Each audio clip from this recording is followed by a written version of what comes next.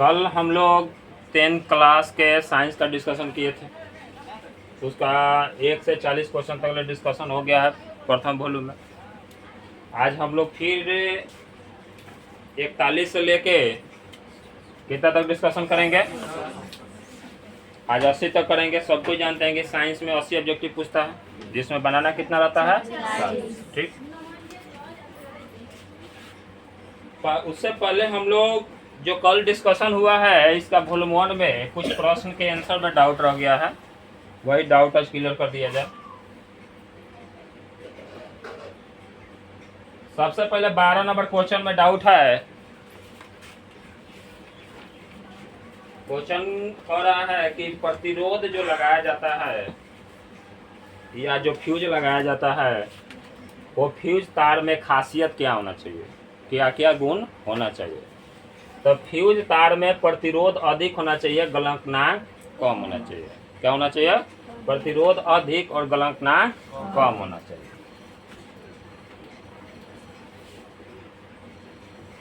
ठीक। अगला क्वेश्चन है, एक 14 नंबर में डाउट था, किसी विद्युत धारावाही सीधी लंबी परिनलिका के भीतर चुंबकीय क्षेत्र का मान 0 होता है। क्या होता है? 0 होता है। ठीक। सबको जान रहे हैं कि जब परिनलिका है उसको जब तार वार लपेटा जाता है, एक पाइप है, पाइप पर तार लपेट के जब करंट धारा प्रवाहित कराया जाता है तो क्या हो जाता है? परिनलिका बन जाता है। तो अंदर उसके भीतर घुसेंगे ना तो वो होलो में क्या रहेगा? 0 रहेगा। ये भी हो गया। दोनों डाउट क्लियर। किताब में लिखा रहेगा नियत रहता है, कांस्टेंट रहता है। क्या रहता है? कांस्टेंट रहता है, समान रहता है। आगे बढ़ते हैं, 41 से चर्चा करते हैं। प्रश्न सबको दिखाई दे रहा है कि और बड़ा किया जाए? इनमें कौन अंतःस्रावी ग्रंथि है? इनमें से कौन अंतःग्रंथि दिया है? खैर हम लोग को है अंतःस्रावी ग्रंथि। क्वेश्चन में सुधार लीजिएगा, क्या होना चाहिए? अंतःस्रावी ग्रंथि।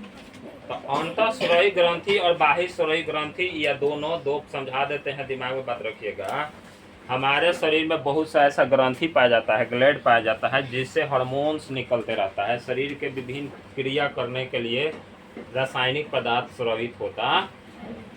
तो जो बाहर स्रावित होता है उसे बाहरी स्रावी कहते हैं। जैसे लार बाहरी स्रावी, आंसू बाहरी स्रावी। ठीक। तो अब इसी में पूछ रहा है कि अंतःस्रावी इसमें कौन सा है? तो श्वेत ग्रंथि। श्वेत ग्रंथि का तो जीभ से नहीं तो ये सब सिस्टम से, मतलब स्किन से पता चलता है। श्वेत ग्रंथि। थायराइड ग्रंथि जो है वो स्रावित होता है, अंदर होता है, ये बाहर नहीं होता है। पिट्यूटरी ग्लैंड ये भी अंदर ग्रहित होता है। ठीक है। बाहरी स्रावी में तो अंतःस्रावी पूछ रहा है तो यहाँ एक होगा थायराइड ग्रंथि। क्या होगा? थायराइड ग्रंथि। ठीक। इसका टिक मार लीजिएगा। अगला, अब यह याद रखिएगा, थायराइड ग्रंथि जो है हमारे शरीर के सबसे बड़ी अंतःस्रावी ग्रंथि है। अब एग्जाम में पूछ दे कि हमारे शरीर के सबसे बड़ी अंतःस्रावी ग्रंथि कौन सा है? अभी पूछ दे कि हमारे शरीर में सबसे बड़ी बाहरी स्रावी ग्रंथि क्या है? तो लीवर। इसको हम यकृत कहते हैं। क्या कहते हैं? यकृत। आग बाकी हो गया, ये लोग सब क्लियर हो गया। अंतःस्रावी क्या है, बाहरी स्रावी क्या है? ठीक। हमारे शरीर में बहुत सा ऐसा ग्रंथि है जो शरीर को सुचारू रूप से चलाने के लिए स्रावित होता है। माँ के स्तन से जो दूध स्रावित होता है वो भी बाहरी स्रावी ग्रंथि कहलाता है। ठीक है। चलिए आगे बढ़ते हैं। इनमें से कौन फल पकाने में प्रयुक्त होता है? तो ये देखो, एथिलीन। क्या होता है? ऐसा सब तो है, पेड़ पौधा का हार्मोन्स है, 5-6 गो हार्मोन्स होता है, 5 गो। सबका अलग अलग काम है। किसी का टहनी विकसित करना, किसी का पौधा को विकसित करना, किसी को पत्ती को विकसित करना, कोई पत्ता झड़ने में योगदान देता है तो कोई पत्ता झड़ने से बचाने में योगदान देता है। अब फल पकाने में कौन सा मुख्य भूमिका में आता है? एथिलीन। याद रहेगा ना? चलिए, ये सब क्वेश्चन बार बार पूछा जाता है एग्जाम में। सब कोई बताइए, इंसुलिन, ये तो क्वेश्चन हम पिछले वाला डिस्कशन में भी किए थे। इंसुलिन की कमी से कौन सा? मधुमेह रोग। ठीक। शुगर भी कहा जाता है। भेगा रोग, कल भी चर्चा हुआ है, आयोडीन के कमी से कौन सा रोग? घेगा रोग। एड्स किसी के कमी से नहीं होता है, ये अपने स्वभाव के कमी से होता है। ठीक। रतौंधी विटामिन ए के कमी से, ऑप्शन में डाल लीजिए, विटामिन ए के कमी से रतौंधी, आयोडीन के कमी से घेगा। ठीक। आयोडीन अब कहिएगा कमी से हो जाता है सर जी, अधिकता से क्या होगा? तो अधिकता से होगा बदन दर्द, गठिया, ये सब बीमारी होने लगे। मधुमेह, इंसुलिन की अधिकता से कौन सा रोग होता है? लिख लीजिए लोग, हाइपोग्लाइसिस। इंसुलिन के अधिकता से होता है हाइपोग्लाइसिस, और कमी से होता है मधुमेह रोग। और विटामिन ए के कमी से रतौंधी, और विटामिन ए का मुख्य स्रोत गजरा। हो गया। ईस्ट में अलैंगिक जनन की विधि होता है मुकुलन द्वारा। किसके द्वारा? मुकुलन। मानव में निषेचन की क्रिया कहाँ होता है? फैलोपियन नलिका में। कहाँ होता है? फैलोपियन नलिका में। ये बहुत बार एग्जाम में पूछा हुआ है। अरे निषेचन होता है, उसके बाद ना गर्भाशय में जाकर बच्चा का निर्माण होता है। पहले ही तो फैलोपियन नलिका में निषेचन होता है। अनुवांशिकता के पिता किसको कहते हैं जी? डार्विन को। हाँ, मेंडल को, जॉन मेंडल। लिख लीजिए लोग। आगे, जीव मंडल में ऊर्जा का मुख्य स्रोत एक ही चीज है, सूर्य। जीव मंडल में ऊर्जा का मुख्य स्रोत है क्या है? सूरज का, जो सूरज से जो धरती पर ऊर्जा आता है प्रकाश के माध्यम से, सबसे ज्यादा पेड़ पौधा ऑब्जर्व करता है। क्या करता है? पेड़ पौधा। पेड़ पौधा के बाद शाकाहारी जीव को ऊर्जा ऑब्जर्व होता है, उसके बाद दूसरा, उसके बाद शाकाहारी को खाने वाले को ऊर्जा ऑब्जर्व होता है। या डायरेक्ट हम फल का फ्रूट खाते हैं तो उसमें ज़्यादा ऊर्जा होगा, बल्कि मुर्गा ये सब का मांस खाते हैं उसमें कम ऊर्जा होगा। ठीक मारा ना? तो इसका मुख्य क्या होगा? सूर्य। और आशा उम्मीद किया जा रहा है कि जैसा क्वेश्चन का लेवल है आप लोग का 40 में 40 सही होना चाहिए। जातियों की उत्पत्ति नामक पुस्तक किसने लिखा था? तो डार्विन ने। किसने लिखा था जी? डार्विन ने। दांतों को साफ करने वाला क्षारीय होता है। क्या होता है? क्षारीय। क्लोरीन के परमाणु के बाहरी कक्षा में कितने इलेक्ट्रॉन होते हैं? तो क्लोरीन के परमाणु संख्या होता है 17। तो दूसरा में 8 रह गया, लास्ट में 7। पता है ना? तो बाहरी कक्षा में कितने इलेक्ट्रॉन होंगे? 7। अगला क्वेश्चन, सुरगम किस राज्य की जल संग्रहण व्यवस्था है? तो केरल के। अगला क्वेश्चन बताइए लोग। तो वायुमंडल में प्रकाश का कौन सा रंग अधिक प्रकीर्णन होता है जी? आकाश कैसा दिखाई देता है? प्रकीर्णन किसका ज्यादा हो रहा है? कल भी चर्चा किया गया था। आज जिसका तरंगदैर्घ्य कम है तभी ना नीला है। विद्युत आवेश का ऐसा ही मात्रा क्या होगा? क्या होगा? ओम। कूलम होगा। गुड। विद्युत आवेश का ऐसा ही मात्रा कूलम। तो एम्पियर किसका मात्रक है? बोलिए लोग, कल भी बताया गया। विद्युत धारा का। प्रतिरोध का मात्रक ओम। अगर ये ओम ऐसा न देखे, ऐसा दे देता, ये भी हो जाएगा। आप प्रतिरोधकता का ओम्स मीटर क्या होता है? अब वोल्ट किसका होगा? विद्युत विभवांतर का, विद्युत विभव का। इसका मात्रा क्या होता है? वोल्ट होता है। तो लिख दीजिए सब ऑप्शन। कल वोल्ट वाला ऑप्शन था, आज कौन आंसर है? कूलम वाला। समान अनुशीतलन रक्त दाब होता है 80। कितना होता है? 80। अब प्रकुचन होता है 120। तो 120 तो लिख लीजिए लोग, प्रकुचन। ठीक। आज शीतलन में लिख लीजिए 80। इसका सही आंसर क्या होगा? ए नंबर। अच्छा, इनमें से कौन सा पादप हार्मोन? 4 गो पादप हार्मोन देखो पहले पढ़ के आए हैं। अब पूछ दे रहा है कि इनमें से पादप हार्मोन कौन सा है? तो क्या होता है? साइटोकाइनिन। वही ऊपर देखे ना 4 गो था। अच्छा, एस्ट्रोजन मानो वाला है, इंसुलिन अब वहीं पड़े हैं, थायरॉक्सिन अब वहीं पड़े हैं, तो 3 को छांट दिए तो कौन बचा? साइटोकाइन।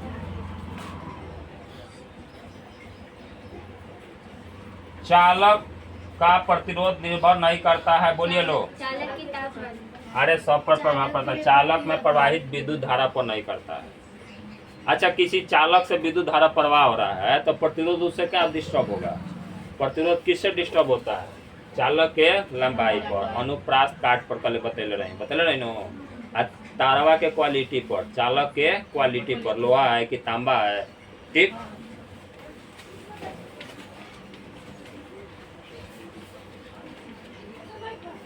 अगला क्वेश्चन की तरफ बढ़ते हैं।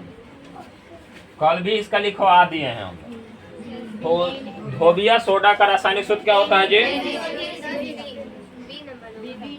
B number. आई बहुत पहले हम याद करने के लिए भी कह चुके हैं। अच्छा, पहला वाला किसका है? Baking soda. तो लिख लीजिए, बेकिंग सोडा का है पहला वाला। सोने थी खाने वाला सोडा, ये ना होता है। अच्छा, ये किसका है? बूझा चूना। तो लिखिए इसके सामने बूझा चूना।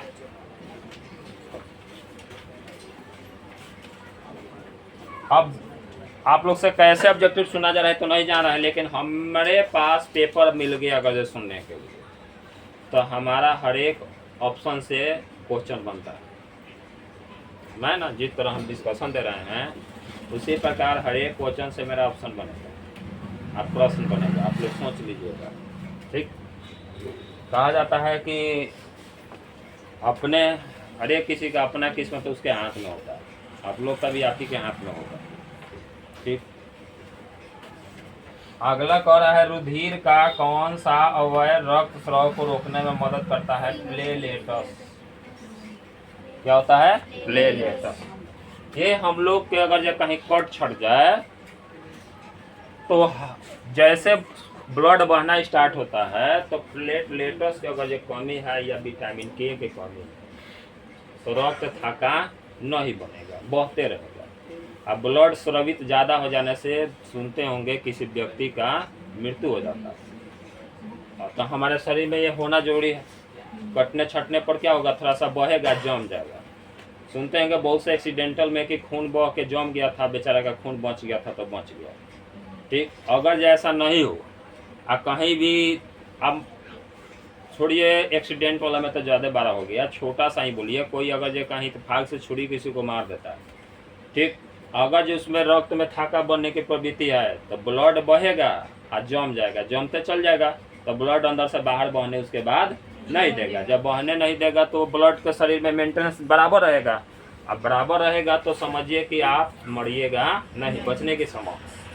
और वही अगर इसका कमी हो जाए, ये बाहर मैंने ब्लड थाका ना जमे तो ब्लड बहते रह जाएगा। ताले लोग सुबह पहुँचेंगे हॉस्पिटल, पहुँचाते पहुँचाते ताले पता चलेगा डॉक्टर वहाँ क्या कह दिया, मर गया, 1 घंटा लेट हो गया, ठीक। इतना जल्दी ब्लड मिलता भी नहीं, ठीक। तो हमेशा याद रखिएगा, ये जैसे बहना स्टार्ट होता है तो हवा सब क्रिया करके, ऑक्सीजन सब क्रिया करके क्या बन जाता है? जम जाता है, ठीक। अक्सर आप लोग भी देखते होंगे कटने छटने पर थोड़ा सा बहा और उसके बाद अपने से बहना बंद हो गया, वो जम गया वहाँ, पता है। तो प्लेलेटस के बारे में जान गए। आगे कह रहा है कि निम्न में से कौन सा जीवाणु जनित रोग नहीं है? तो मासा किसी को कहीं होता है, देखो रोग में आता है तो सीधा काट दो, हटा दो कि मासा है, हमारा पहले ही पहचान में आ रहा है। ये गोनोरिया, सिफिलिस, ये सभी जो हैं ये सब किससे होने वाले हैं? जीवाणु से। किससे होने वाले हैं? जीवाणु से। निम्नलिखित में कौन सा पर्यावरण के अनुकूल नहीं है?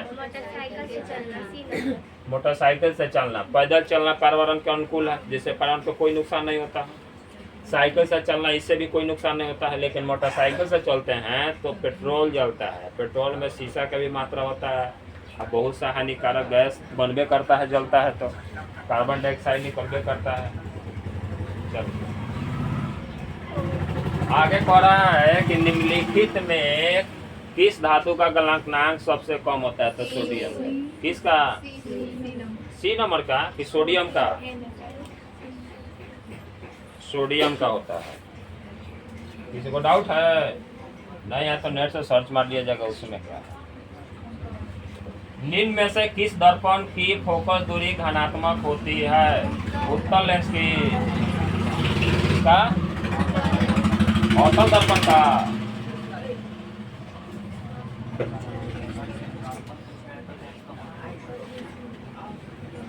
निम्न में से किस दर्पण की फोकस दूरी धनात्मक होती है जी? अवतल दर्पण।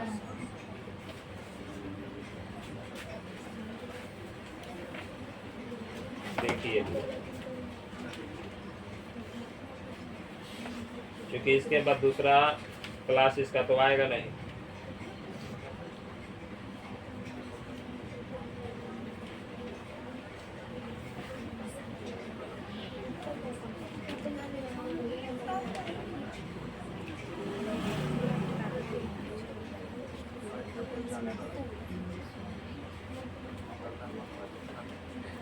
कह रहा है कि इनमें से किस दर्पण की फोकस दूरी धनात्मक उत्तल का होता है? किसका होता है? उत्तल तो है ही नहीं, लेंस है, लेंस है।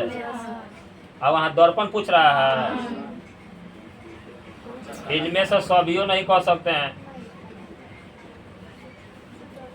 अच्छा, उत्तल लेंस हटा के दर्पण कर लीजिए, उत्तल दर्पण कर लो, ये लेंस हटा के दर्पण कर लीजिए लोग, ठीक। क्योंकि अवतल दर्पण पर फोकस ऋणात्मक होता है, ठीक। हाँ, उत्तल दर्पण कर लीजिए, लेंस हटा के दर्पण कर लीजिए, ये हटा लीजिए लोग, यहाँ दर्पण कर लीजिए। निम्नलिखित में कौन सा उप धातु है? कौन है जी? जर्मेनियम। क्लियर है? अगले क्वेश्चन की तरफ बढ़ते हैं। कौन सा धातु कल बता दिए हैं? धातु में पारा, अधातु में, ठीक। अरे गांव देहात वाला पारा नहीं, मरकरी, याद रखिएगा। कहाँ मिलेगा? तो बुखार नापने वाला थर्मामीटर में देखिएगा। ब्रोमीन हो गया। निम्न में से कौन सा अच्छा ऊर्जा का स्रोत है? प्राकृतिक गैस। जलता ज्यादा, उष्मा भी ज्यादा, और कार्बन और प्रदूषण के मात्रा कम। स्वपोषी पोषण के लिए क्या आवश्यक है जी?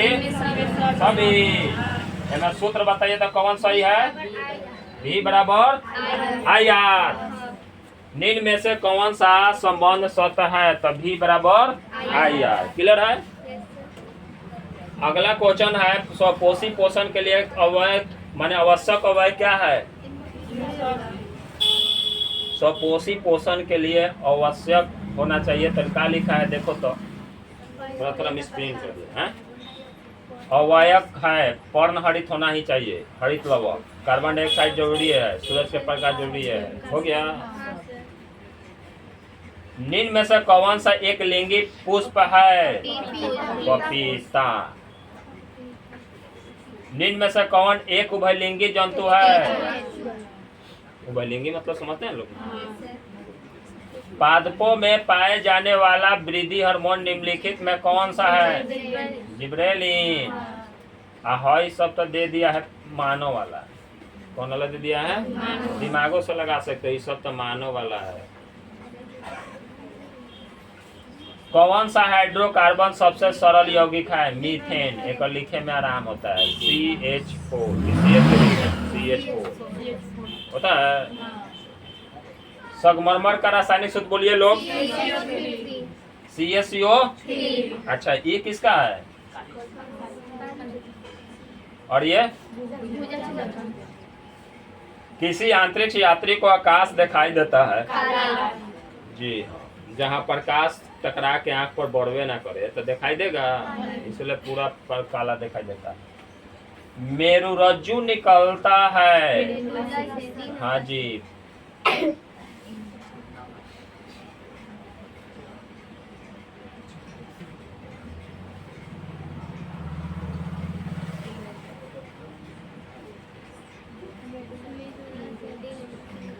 मेडुला से, प्रमस्तिका से, पीछे वाला मस्तिष्क होता है ना, वहीं से, ठीक।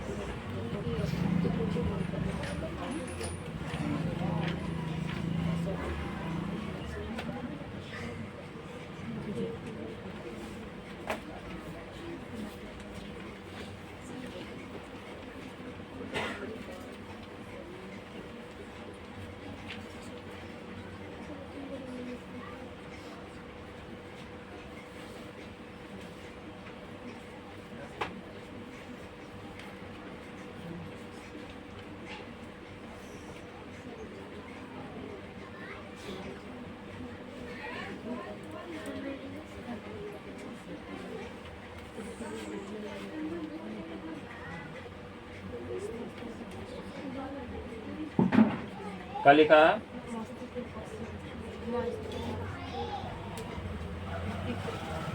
लिखा है तो अब का मारिए, बोलिए। ठीक है,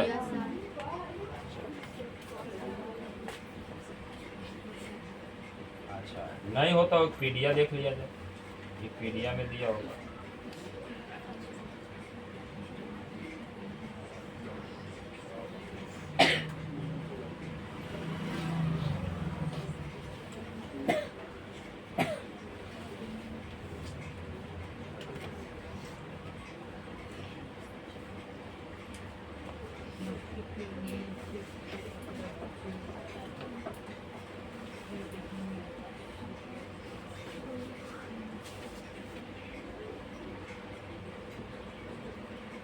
कहीं लिखा है मॉडुलर से? कहीं लिखे लिखा है ना? तो सही है ना आंसर? यही है ना, मेडुला बड़रज्जु, मेरु रज्जु के चुरकी नाल के रज्जु स्थित है।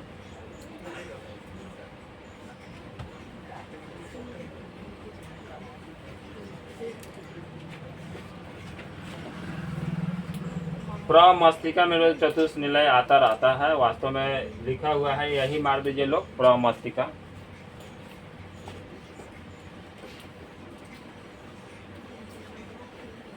अच्छा, ओवरलोडिंग से क्या होता है जी?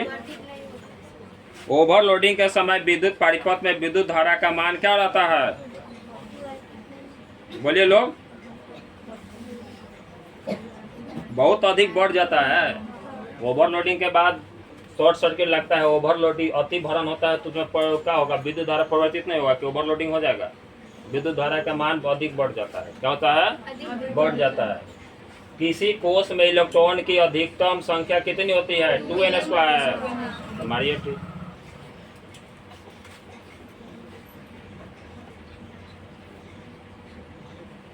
अगला क्वेश्चन क्या है जी?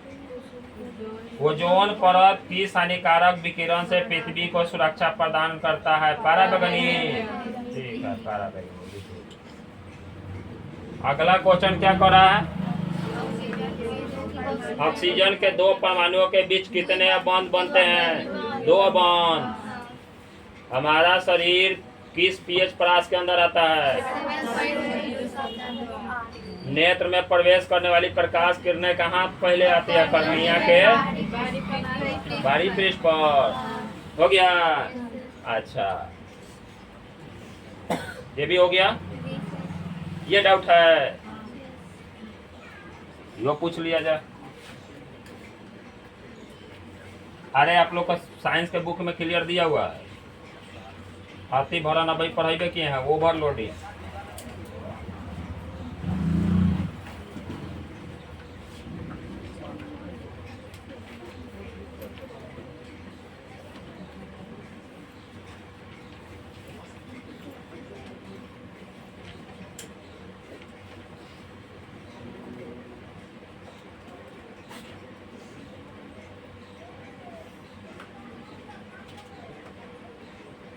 अति भरण तब होता है जब विद्युत उपकरणों तारों में धारा परिणाम अनुमेय सीमा से अधिक हो जाता है। लिखा है ना? अति भरण ओवरलोडिंग का मतलब क्या हो गया? ठीक, अधिक हो जाता है। ऐसे मामलों में यदि सावधानी नहीं बरती गई तो उपकरणों के तारों को भारी नुकसान हो सकता है। ठीक, डाउट क्लियर हो गया ना?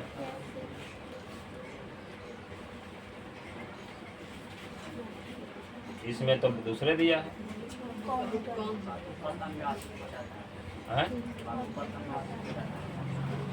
अच्छा, देख लिया जाए, ढूंढिए तो रहा जा रहा है।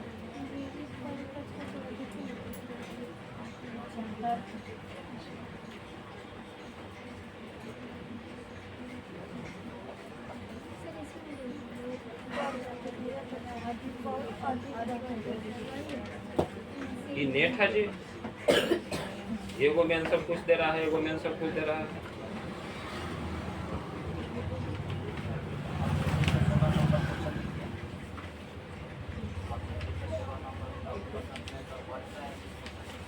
अच्छा, रुक जाइए लोग।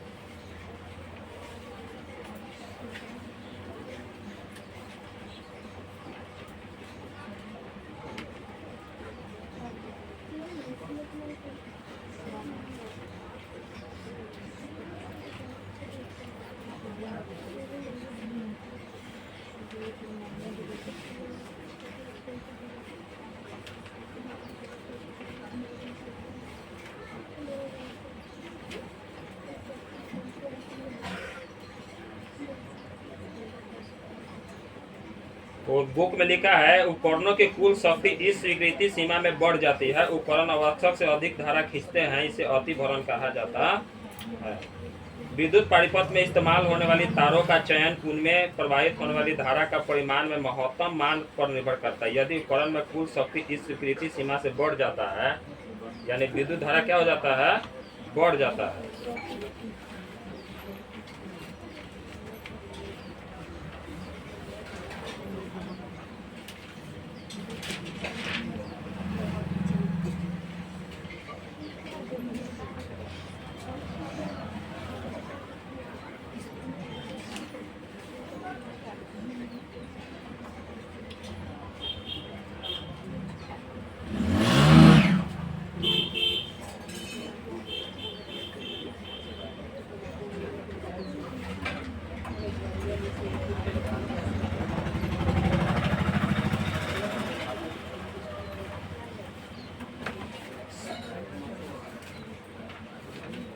क्वेश्चन देखा जाए क्या कर रहा है।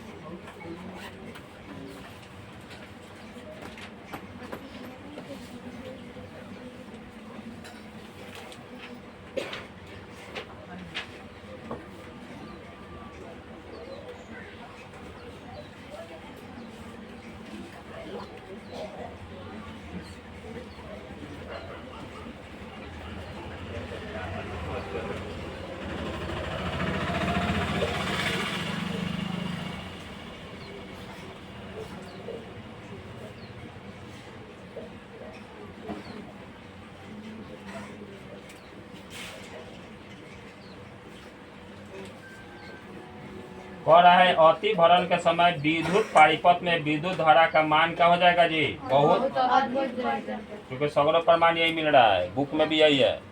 ठीक, इसमें कह रहा है कि परिवर्तन नहीं होता है। और शॉर्ट सर्किट में क्या होता है, तो इसमें अति भरण के खाली पूछ रहा है। ठीक है, फिर भी कभी डाउट क्लियर होगा तो फिर एक बार बता दिया जाएगा। क्लियर है, ये तो कंफर्म है कि ये है, हम लोग नेट पर भी देख लिए ओवरलोडिंग होता क्या है, आप बुक में भी देख लिए।